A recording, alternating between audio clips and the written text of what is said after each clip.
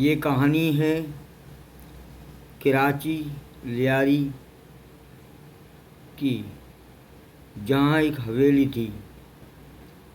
اس حویلی میں ایک خاندان بسا کرتا تھا۔ آج سے چند سال پہلے کی بات ہے۔ ایک رات وہ خاندان پورا غائب ہو گیا اور وہاں کے لوگ ہکا بکا ہو گئے۔ آج تک اس حویلی میں کسی کی ہمت نہیں ہے کہ وہ جائے۔ اگر کوئی بھی جاتا ہے اس حویلی میں تو لوگ کہتے ہیں کہ واپسی آتے ہوئے اس کو نہیں دیکھا۔ ایک لڑکا تھا خاور، اس نے بڑی ہمت کری اور اس نے حویلی کا راستہ لیا۔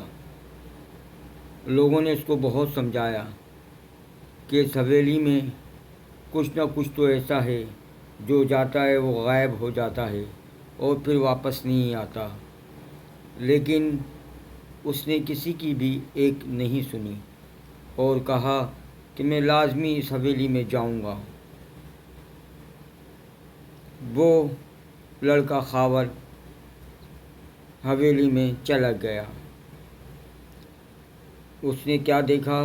اس نے دیکھا کہ پلنگ پر ایک عورت بیٹھی ہوئی ہے، سفید کپڑے پہنی ہوئی ہے، بال اس کے پورے کھلے ہوئے ہیں اور اس کی عمر لگ بھگ 40-45 کے قریب ہے۔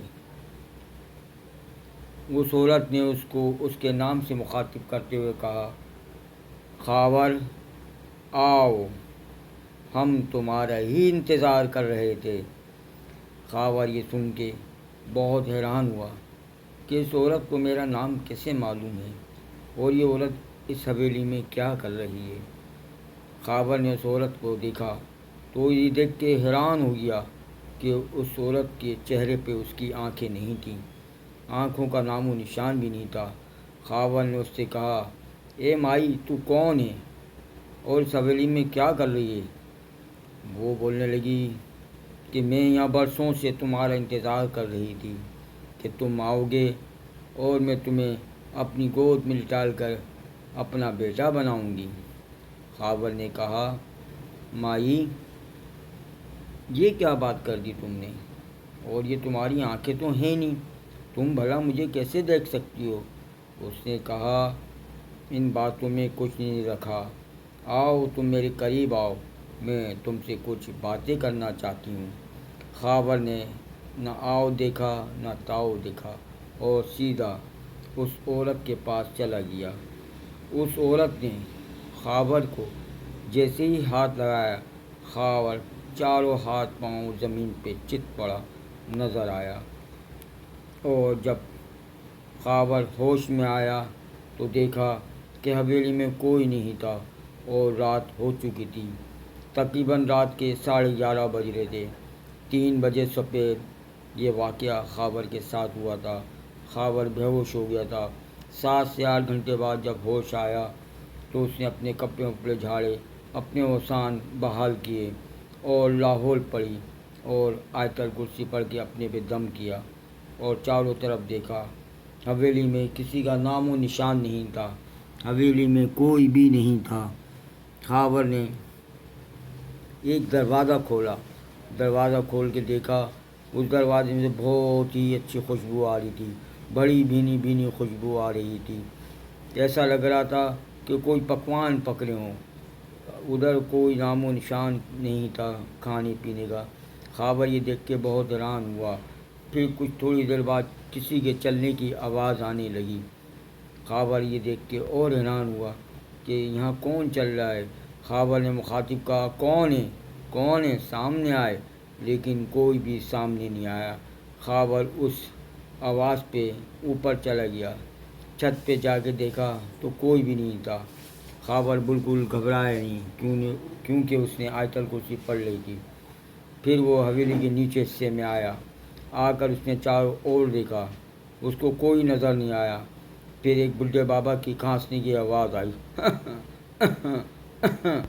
اس نے اس کمرے میں جا کے دیکھا تو اس کمرے میں حقے کا دھواں اٹھ رہا تھا، حقہ باقاعدگی سے جل رہا تھا اور اس میں سے باقاعدہ دھواں بھی اٹھ رہا تھا، لیکن پینے والا نظر نہیں آ رہا تھا۔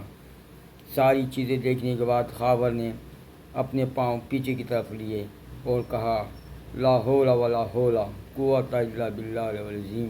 یہ بول کر وہ سیدھا باہر کی طرف جانے لگا۔ جانے میں کئی رکاوٹیں آئیں، لیکن وہ مسلسل آیت الکرسی کا وظیفہ کرتا رہا، جس کی کرامات اور بدولت وہ سیفلی باہر آ گیا۔ باہر آ کے اس سے لوگوں نے کہا کہ تم نے حویلی میں کیا ایسا دیکھا، کیا تم نے دیکھا جو تم ہمیں بتاؤ۔ تو خاور نے بتایا کہ میں نے ایک ایسی عورت دیکھی جس کی آنکھیں چہرے پہ موجود نہیں تھیں، لیکن وہ سب کچھ دیکھ سکتی تھی اور سب کچھ سن سکتی تھی اور باتیں بھی کر سکتی تھی اور نظر بھی آ رہی تھی، لیکن اس میں اتنا کرنٹ تھا، اتنا عجیب سا کرنٹ تھا کہ اس نے مجھے صرف ہاتھ سے چھوا ہے تو میں چاروں ہاتھ پاؤں چت ہو کر بے ہوش ہو گیا۔ 7 سے 8 گھنٹے بعد جب مجھے ہوش آیا تو میں نے اپنے کپڑے صاف واف کر کے آیت الکرسی پڑھی۔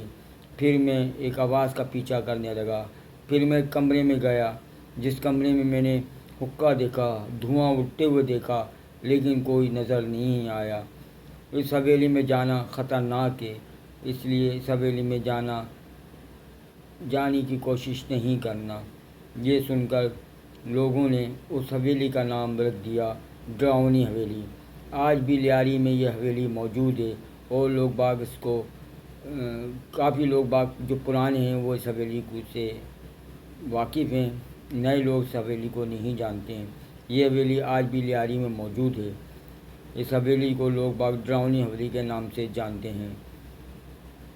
بتانے کا مقصد یہ تھا دوستوں کہ اللہ کا کلام ہر وقت ہر جگہ انسان کے مشکل میں کام آتا ہے۔ یہ چیزیں اگر انسان کو آیت الکرسی، چاروں کل اور جو وظائف ہیں اگر آتے ہوں تو انسان بڑی سے بڑی مصیبتوں سے بھی نجات حاصل کر سکتا ہے۔ اور ہم تو مسلمان ہیں، ہمیں تو ویسے بھی قرآن شریف کی تمام صورتیں آنی چاہیے، تمام نہیں تو کچھ تو صورتیں ایسی آنی چاہیے جو ہمارا ڈیفینس کر سکیں۔ تو خاور کو یہ چیزیں آتی تھیں، خاور جانتا تھا، اس وجہ سے وہ حویلی سے سیفلی آ گیا، اور آنے کے بعد اس نے تمام آنکھوں دیکھا واقعات، جو آنکھوں سے اس نے دیکھا اور جو کانوں سے سنا وہ تمام لوگوں پہ آشنا کر دیا۔